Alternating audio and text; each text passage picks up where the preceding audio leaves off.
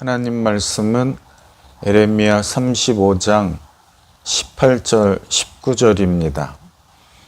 예레미야가 레갑 사람의 가문에게 이르되 만군의 여호와 이스라엘의 하나님께서 이와 같이 말씀하시기를 너희가 너희 선조 요나답의 명령을 순종하여 그의 모든 규율을 지키며 그가 너희에게 명령한 것을 행하였도다. 그러므로 만군의 여호와 이스라엘의 하나님께서 이와 같이 말씀하시니라. 레갑의 아들 요나답에게서 내 앞에 설 사람이 영원히 끊어지지 아니하리라 하시니라. 아멘. 레갑 자손이란 말씀의 제목으로 하나님 말씀 전합니다. 레갑이라고 하는 사람은 겐 종족입니다. 겐 종족이란 말, 겐 종족은 출애굽기 18장에 장인 이드로가 모세에게 와서 조언하는 내용도 나오잖아요. 이 이방 민족이었지만 구체적으로 이 모세를 사위로 맞아들이면서 이스라엘 민족 안으로 들어온 종족입니다. 하나님을 섬기게 된 이후로 이 이스라엘 백성들보다 더 열심으로 하나님을 섬기게 된 겐 종족입니다. 오늘 말씀의 주인공들 되는 이 레갑 사람들에게 명령을 내렸던 요나답은 레갑의 아들이죠. 이 요나답은 열왕기하 10장에서 이스라엘 왕인 예후를 도와 바알 선지자를, 바알 섬기는 자들을 일망타진하는 그 일에 큰 공을 세우게 됩니다. 그래서 앞길이 활짝 열렸죠. 왕을 도운 1등 공신이니까. 그런데 요나답이 그만 예후 왕에게 실망합니다. 바알을 섬기는 자들을 죽임으로 하나님께 충성을 했지만 또 다른 한편으로 금송아지를 만들어서 그 금송아지를 섬기는 일을 좋아했습니다. 요나답이 이 예후 왕의 이러한 모습에 실망을 하고 정계에서 내려왔습니다. 탄탄대로였던 벼슬을 다 내려놓고 요나답은 하나님을 온전히 섬기기로 결심합니다. 결심을 하고 이 요나답이 겐 종족인 자기 자녀들에게 또 인근 친척들에게 명령을 하죠. 그 내용이 이 예레미야 35장입니다. 이 요나답이 정계에서 사라지고 그리고 명령을 내린 이후 한 240여 년간 없어진 사람들과 같이 조용히 지나게 됩니다. 240년이 흐른 후에 하나님께서 이 레갑 자손들을 부르십니다. 여호와의 복병과 같이 갑자기 다시 나타나서 하나님의 도구로 사용을 받습니다. 이 복병이란 말이 무슨 말이죠? 숨어서 적을 갑자기 기습하는 군인들을 뜻합니다. 위태로운 상황 가운데 불리한 위치에 있다가 갑자기 이 복병이 나타나서 적을 침으로 전세를 뒤집는 역할을 하는 것이 복병입니다. 이 복병과 같이 쓰임받는 여러분들 되시기를 바랍니다. 첫 번째로 하나님이 이 레갑 자손들을 여호와의 복병으로 그리고 간증자로 부르십니다. 2절에 보면 너는 레갑 사람들을 여호와의 집 한 방으로 데려다가 포도주를 마시게 하라. 그리고 너희들은 지켜봐라 라고 말씀하시죠. 예레미야가 하나님의 말씀을 순종하여 이 레갑 자손들을 여호와의 집 한 방으로 데려다가 포도주를 권합니다. 포도주가 가득 찬 종자와 술잔을 내려놓고 이 포도주를 마시라고 권합니다. 권하니까 이 레갑 자손들이 뭐라고 말씀하냐? 6절이죠. 우리는 포도주를 마시지 않겠습니다. 왜냐하면 우리 선조 요나답이 우리에게 명령하기를 너희들은 영원히 포도주를 마시지 말어라.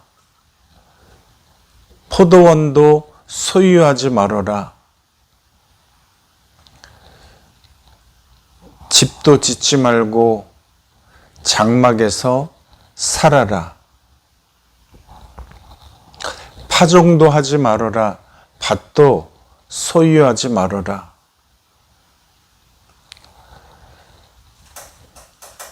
이 말씀에 순종해서 우리가 240여 년간 이 말씀에 순종하여 그 명령한 대로 다 지켜 행했습니다. 라고 예레미야에게 대답을 합니다. 그 당시 이스라엘이 그 땅이 지금도 마찬가지겠지만 물이 부족합니다. 그래서 물 대신 포도주로 목마름을 대신했습니다. 포도주를 먹지 않으면 물을 마셔야 되는데 물을 구하기가 쉽지가 않은 상황 가운데 포도주를 마시지 말라고 하니 얼마나 불편한 것이 한두 가지가 아니었겠습니까? 포도주를 마시지 않는다고 하는 불편함을 감수하면서 레갑 자손들은 이 명령에 순종했습니다. 지금 우리나라에도 많은 크리스찬 가운데 이제는 술이 보편화되어서 신앙생활 하는데 술을 마셔도 되지 않느냐 해서 마시는 이들이 적지 않습니다. 우리나라 신앙 초기에 선교사들이 들어와서 술의 극심한 나쁜 점들을 보아서 우리 크리스찬들이 술을 마시지 말라 하여 우리 대한민국 크리스찬들의 명령으로 삼아 그것을 전통적으로 지켰는데 요즘은 그렇지 않잖아요. 술에 단점이 많이 있죠. 음주운전해서 인명사고가 나기도 하고, 또 한 가지는 어쩌다 한 번 있을 수 있는 커다란 실수를 하게 된다는 것이죠. 또한 성령으로 충만한 사람은 술을 끊게 되는 일들을 보아서 술을 마시지 않는 것이 하나님을 가까이 하며 성령으로 충만한 길로 가는 길이다.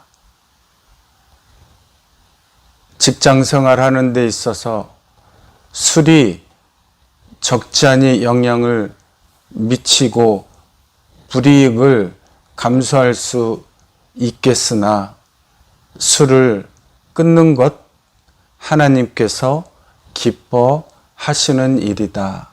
아무튼 이 레갑 자손은 요나답의 명령에 순종했습니다.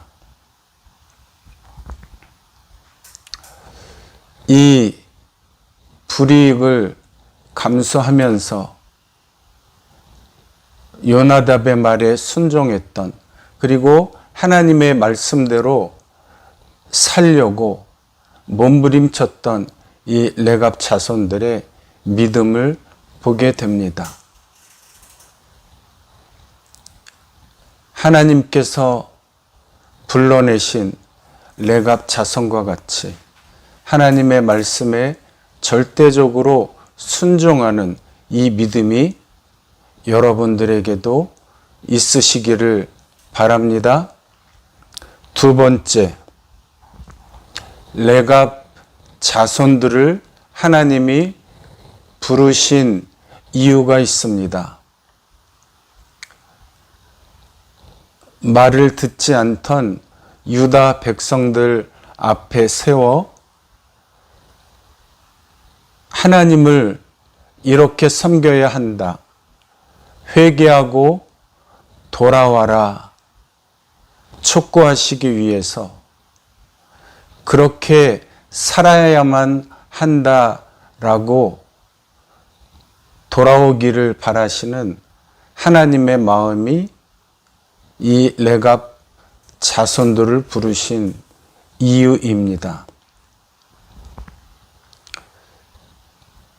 먼저 칭찬입니다. 레갑 자손들이 사람의 명령을 잘 따라서 240년간 지켰는데 그 일을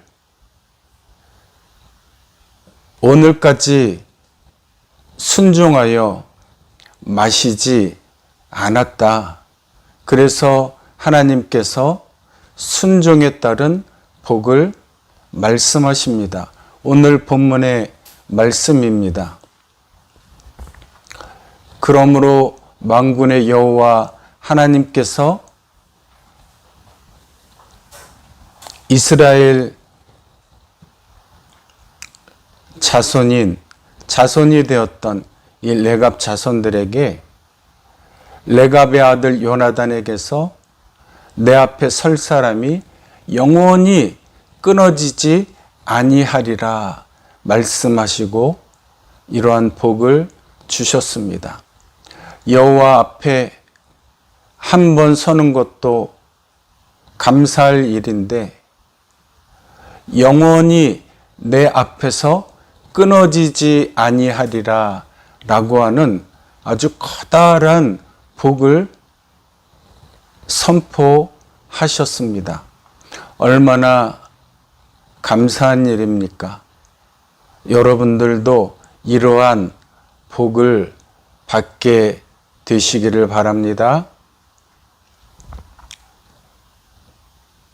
또 유다 백성들에게는 책망을 내리시죠. 14절에 내가 너희에게 말하고 또 말을 했다. 그리고 그 중간에 끊임없이라는 표현을 강조하십니다. 내가 너희에게 말하고 끊임없이 말하였지 않느냐? 얼마만큼요? 예레미야 25장 3절에 보면 23년 동안 내가 너희에게 말하고 끊임없이 말을 했는데도 너희는 순종하지 않았다. 내가 이 악한 길에서 돌이키고 행위를 고치고 다른 신을 따라 섬기지 말아라. 그러면 내가 너희에게 복을 줄 것이라 말을 하여도 너희가 귀를 기울이지 아니하였다. 그래서 이 불순종에 대한 벌을 내리시잖아요. 17절에 내가 너희에게 선포했던 말, 칼과 기근과 전염병을 내리리라고 많이 말을 하였던 것을 이제 내릴 것이니 이것은 내가 너희에게 말하여도 그리고 불러도 대답하지 아니한 까닭이다 라고 저주를 선포하십니다. 복과 저주를 내리시는 하나님, 생사화복을 주장하시는 하나님, 이 하나님 앞에 우리가 서 있습니다. 세 번째, 그러면 우리가 어떻게 살아야 합니까? 요나답은 세상에 살았지만 세상과 거리두기를 택하였습니다. 절제하지 못하는 것은 마치 자동차가 브레이크 없이 속력을 내며 달리는 것과 같습니다. 위험합니다. 차를 타는 편리함이 있으나 결국은 브레이크가 없어서 죽는 것보다는 차라리 걸어 다니는 것이 안전하지 않을까요?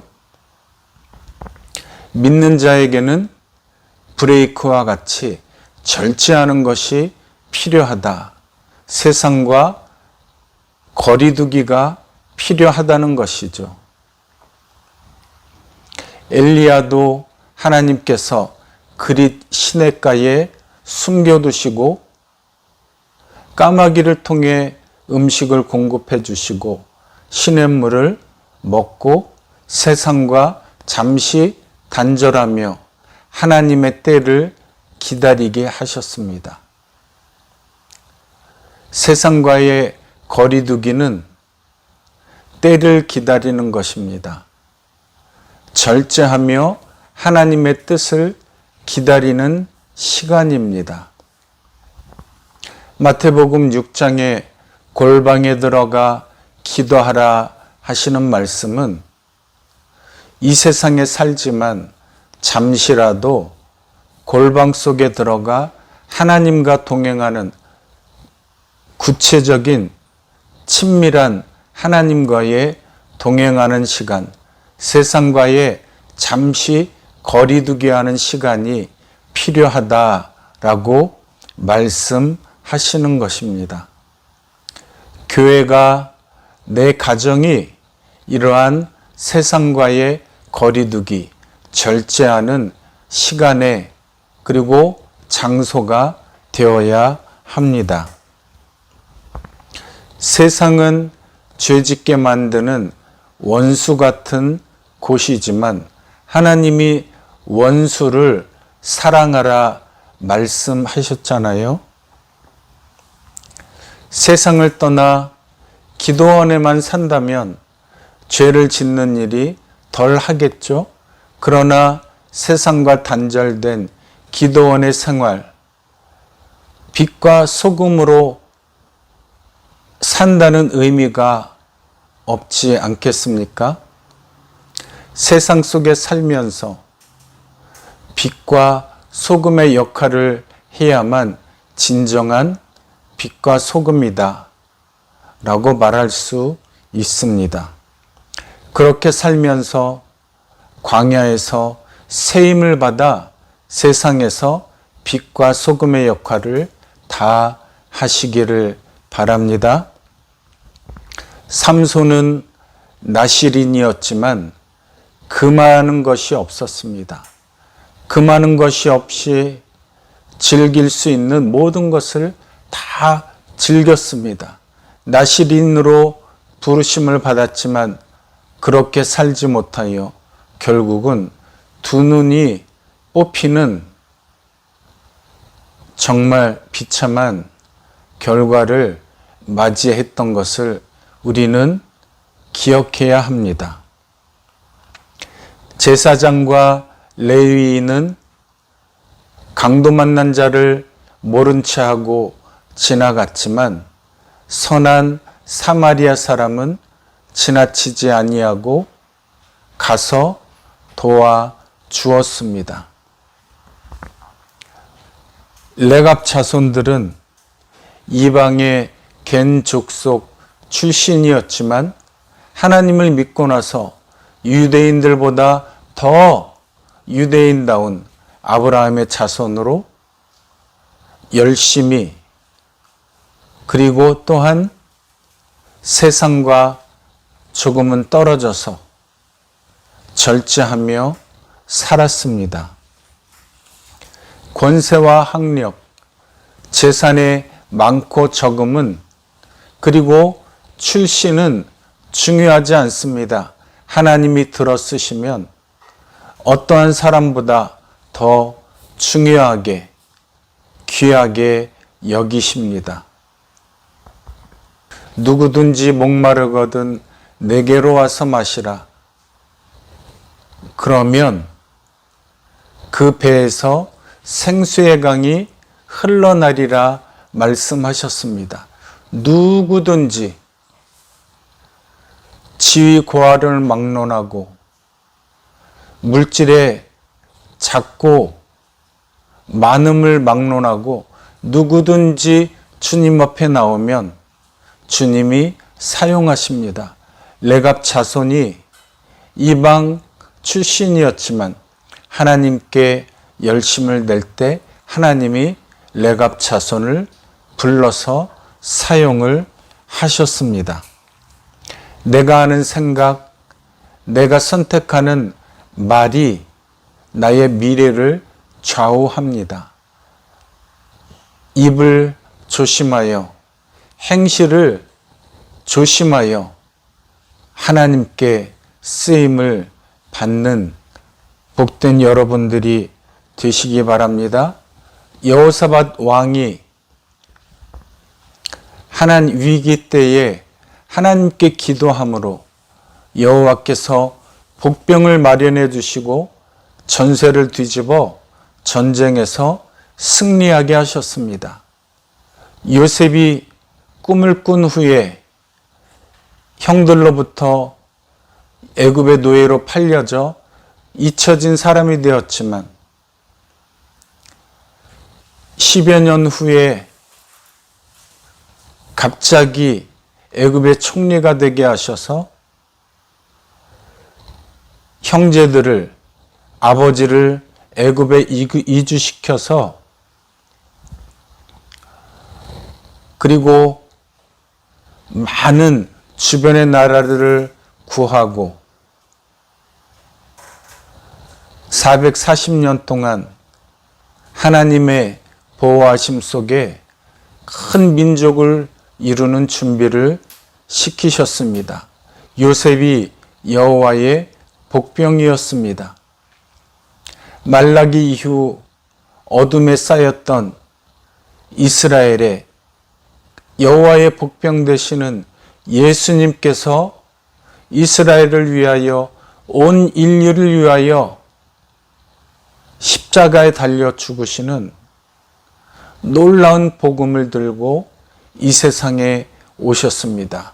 저와 여러분들을 구원하시고 영원한 천국을 주시는 여호와의 복병으로 사용되셨습니다.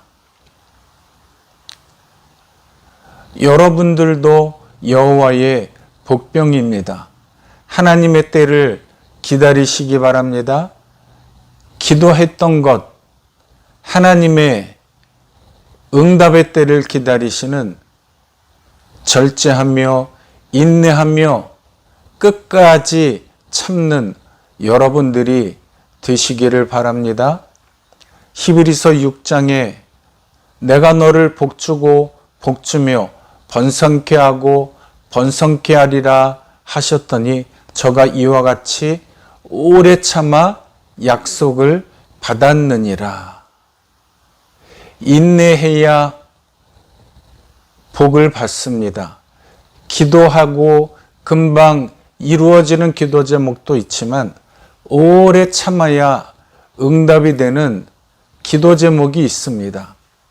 레갑 자손은 240년을 인내하고 하나님을 섬겼더니 어느 날 하나님이 부르셔서 유다를 책망하는 도구로 하나님이 그들을 여호와의 복병으로 불러내셨습니다.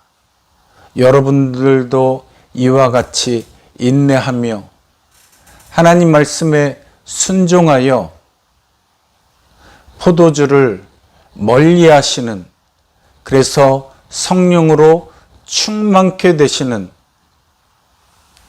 쓰임받는 여호와의 복병들이 되시기를 주님의 이름으로 축원합니다. 아멘.